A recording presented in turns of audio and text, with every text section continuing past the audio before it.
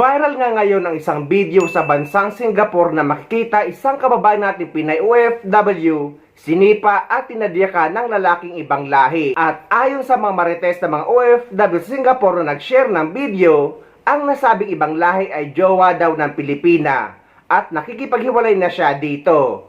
Pero hindi daw matanggap ng ibang lahi o ng pana na makikipaghiwalay na si kabayan, kaya siya kinarate.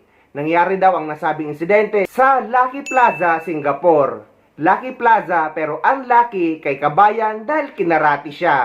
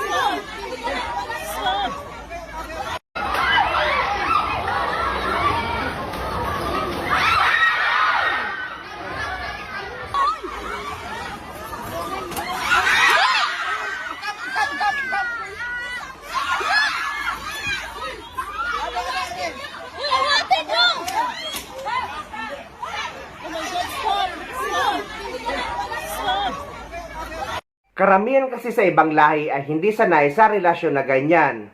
Pero sa mga Pinay, finish contract ay finish relationship na din.